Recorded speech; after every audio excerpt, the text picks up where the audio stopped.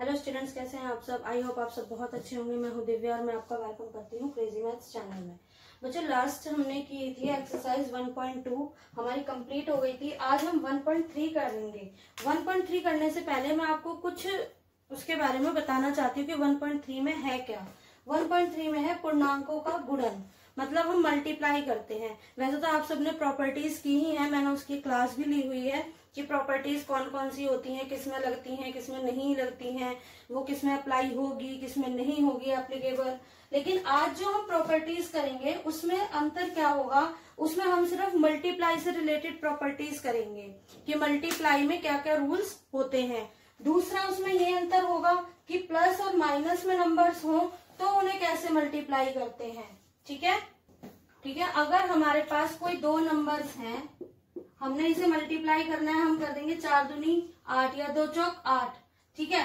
अब इनमें से अगर कोई नंबर ऋणात्मक हो, नेगेटिव का हो, जैसे -2 हो, तो ये जो हमारा आंसर है ये पॉजिटिव आएगा या नेगेटिव आएगा, ये हमें सीखना है कि ये किस तरह से होता है। तो इसी से रिलेटेड हम सारी प्रॉपर्टीज करेंगे, आज रूल्स करेंगे कि धनात्मक होने पर क्या होता है, ऋणात्मक होने पर क्या होता है। जब दो ऋणात्मक संख्याओं का गुणनफल निकलता है तो वह हमेशा धनात्मक होता है। दो ऋणात्मक संख्याओं का गुणनफल धनात्मक ही होता है। या हम ये भी कह सकते हैं, देखिए जैसे हमने किया -4 मल्टीप्लाई -3। अब देखिए ये दोनों नंबर्स हमारे माइनस के हैं, यानी कि ऋणात्मक है, नेगेटिव है। तो अब देखिए 4 दिया 12 कर दिया हमने, ठीक है। लेकिन हमने रूल में पढ़ा है कि जब भी दो संख्याएं जो नेगेटिव हो, ऋणात्मक हो, उनका गुणनफल हमेशा पॉजिटिव आता है, धनात्मक ही आता है। या हम इजी रूल कहे तो हम कहते हैं माइनस से माइनस कट गया। जैसे ये दो माइनस है, ये माइनस उठ के इसके ऊपर आ गया तो ये प्लस बन जाता है। ये हमने नॉर्मली अपनी भाषा में किया है। दूसरा हमारे माइनस, जैसे हमारे पास 2 ना होके 4 कई संख्याएं आ जाए माइनस की, तो हमें कैसे पता चलेगा कि आंसर हमारा पॉजिटिव आएगा या नेगेटिव। पहली चीज आप इस तरह कर सकते हैं कि इस माइनस से ये माइनस कट गया, इस माइनस से ये माइनस कट गया, तो अब कोई माइनस बचा ही नहीं, तो हमारा आंसर पॉजिटिव में आएगा। -2 मल्टीप्लाई -3 मल्टीप्लाई -5। अब देखिए पहला हम इस तरह से कर सकते हैं कि माइनस से माइनस काट दो, लेकिन ये माइनस तो किसी से नहीं कट रहा, तो हमारा आंसर नेगेटिव आएगा। और सबसे आसान तरीका है कि आप माइनस से माइनस काटिए, जितने माइनस से माइनस कट जाते हैं वह आंसर हमें पॉजिटिव का ही देता है। ठीक है, दो से इसका मतलब दो ऋणात्मक संख्याओं का गुणनफल धनात्मक होता है। तीन ऋणात्मक संख्याओं का गुणनफल ऋणात्मक होता है। 4 संख्याओं का धनात्मक आएगा। अगर 5 है तो फिर ऋणात्मक हो जाएगा आंसर। तो ये हुआ हमारा पहला रूल। ठीक है, हम यहाँ कह सकते हैं कि माइनस से माइनस कट गया। अब करते हैं इसका दूसरा रूल है कि एक धनात्मक और एक ऋणात्मक संख्याओं का गुणनफल हमेशा ऋणात्मक ही होता है। जैसे -4 मल्टीप्लाई 3, तो ये आएगा हमारा -12। वही चीज हम इसमें भी कह सकते हैं, जैसा कि मैंने इससे पहले वाले में आपको समझाया कि ये माइनस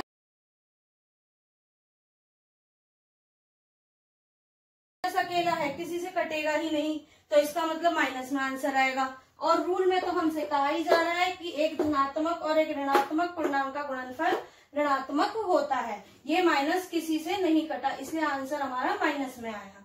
तो ये दो सबसे मेन है कि दो संख्याओं का गुणनफल अगर वो ऋणात्मक हो तो हमेशा आंसर पॉजिटिव देती हैं। अगर एक धनात्मक और एक ऋणात्मक संख्या है, पूर्णांक है, तो वह हमेशा ऋणात्मक ही उत्तर देगा।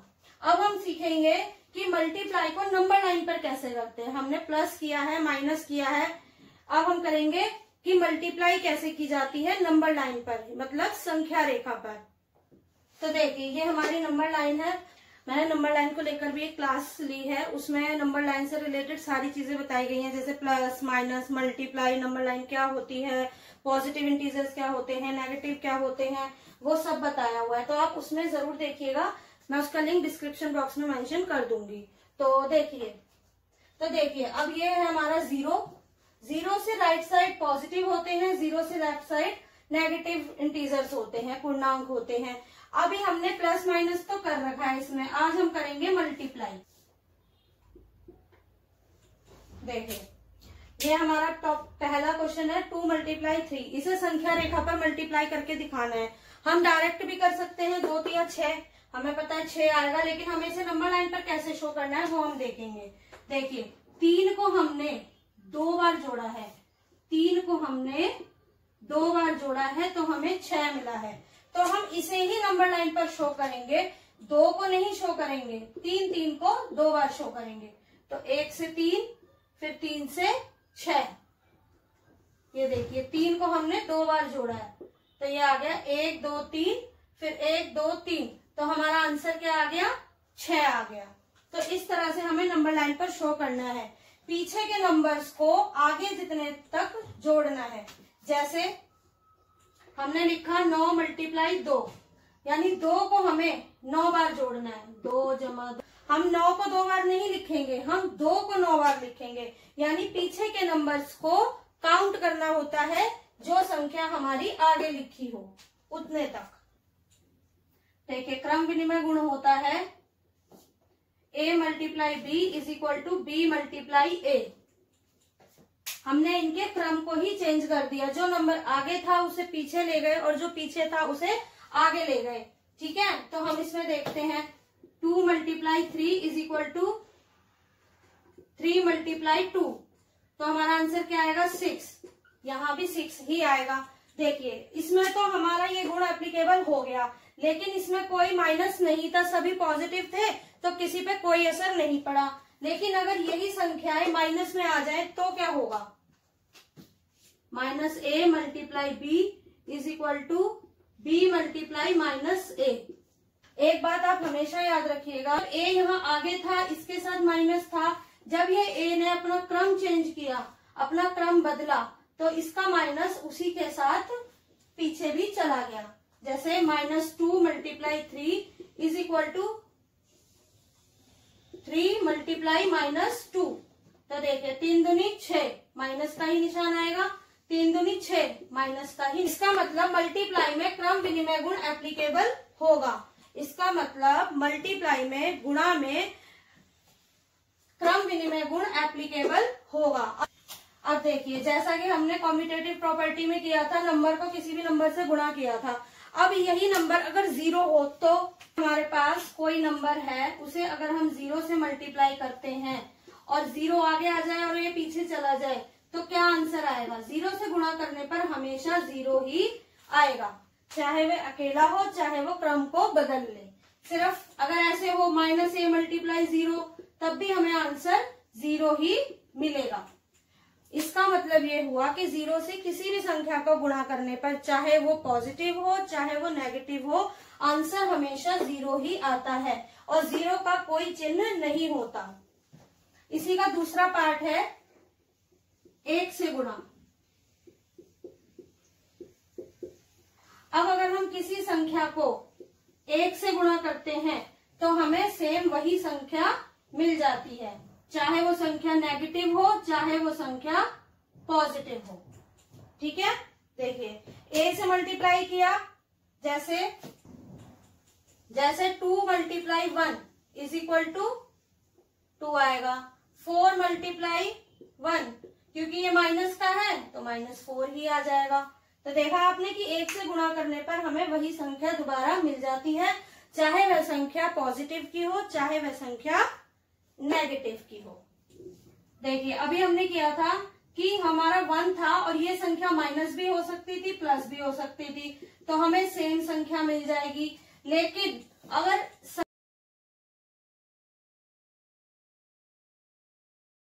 संख्या है कोई सी भी, उसमें अगर हम -1 करते हैं, ये सिर्फ 1 से मल्टीप्लाई था, ये -1 से मल्टीप्लाई है, तो हमें इसका योज्य प्रतिलोम मिल जाता है। जब भी हमें किसी संख्या का योज्य प्रतिलोम निकालना हो तो हम उसके साइन को चेंज कर देते हैं, पॉजिटिव है तो नेगेटिव बना देते हैं, नेगेटिव है तो पॉजिटिव। तो हम कह सकते हैं कि किसी संख्या को -1 से गुणा करने पर हमें उसका योज्य प्रतिलोम मिलता है। लेकिन बस ध्यान रखिएगा -1 से, सिर्फ 1 से नहीं। यहाँ देखिए संख्या हमारी माइनस में है और हमें -1 से ही मल्टीप्लाई करना है, तो माइनस से माइनस कट जाएगा और हमें आंसर पॉजिटिव का मिल जाएगा। तो ये भी -a का योज्य प्रतिलोम है। से 2 को -1 से किया तो -2 आया, -2 को -1 से किया तो 2 आया।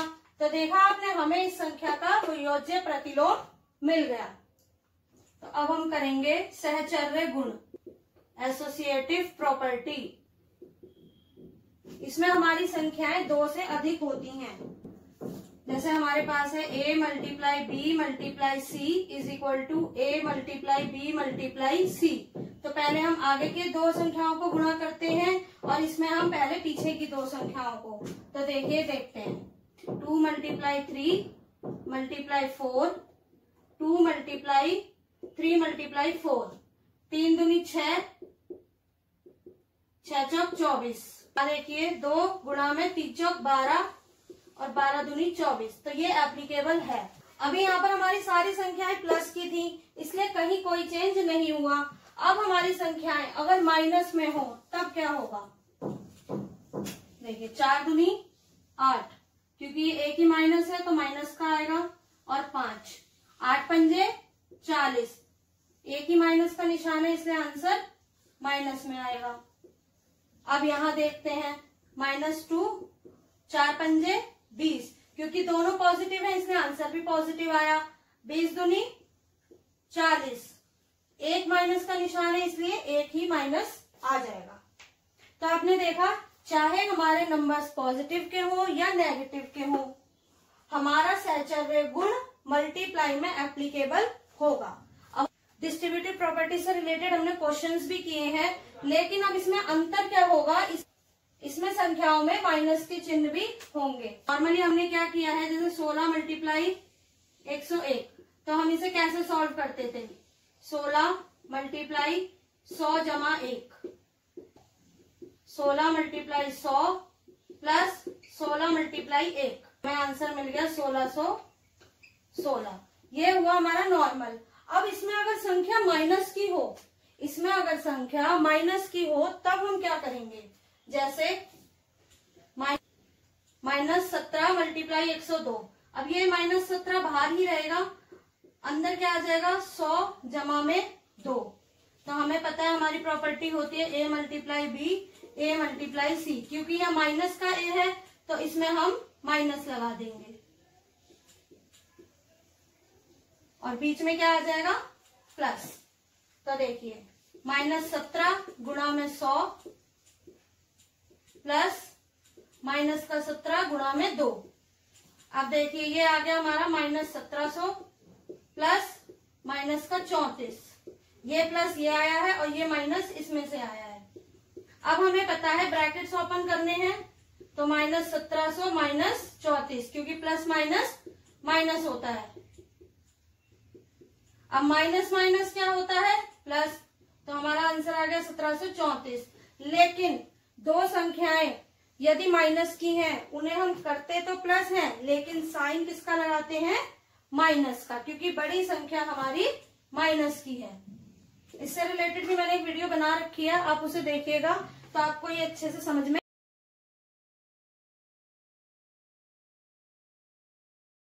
आ जाएगा। अब देखिए इसमें अभी हमारे पास बाहर माइनस का था, अब हम देखेंगे अगर यहाँ माइनस हो, जिस नंबर को हमें तोड़ना है, वितरण करना है। देखिए इसे हम बाहर -1 ले लेते हैं, तो अंदर हमारे पास क्या बच गया? खाली 103। ये भी मल्टीप्लाई में ही है। हमने -1 बाहर इसलिए ले लिया क्योंकि किसी भी संख्या का गुणनखंड 1 होता है, बस हमें यहाँ से माइनस को हटाना है ताकि ये इजीली सॉल्व हो जाए, इसलिए हमने इसे पॉजिटिव बना दिया और माइनस को कॉमन ले लिया। अब देखिए 15 एकम 15, अब ये हो गया हमारा माइनस का 15 और अंदर आ गया 100 जमा 3। ठीक है, अब हम इसे इजीली मल्टीप्लाई कर सकते हैं -15 के साथ। -1500 प्लस माइनस का 45, माइनस माइनस प्लस होता है तो 1545 और बड़ी संख्या माइनस की, तो हमारा ये आंसर आ गया। अब अगर दोनों ही माइनस हो तब क्या करेंगे? ये देखिए इसमें भी हम सेम कंडीशन अप्लाई करेंगे। हम ले लेंगे -1 को कॉमन, ठीक है, और अंदर रह जाएगा हमारे पास 100 जमा में 2। अब इन दोनों को मल्टीप्लाई कर देते हैं तो माइनस से माइनस कट जाएगा। 27 को जब हम 1 से मल्टीप्लाई करेंगे तो माइनस से माइनस कट गया, तो ये बन गया 27 एकम, ये बन गया 27 एकम 27 मल्टीप्लाई 100 प्लस 27 मल्टीप्लाई 2, 2700 प्लस 27 दूनी 54।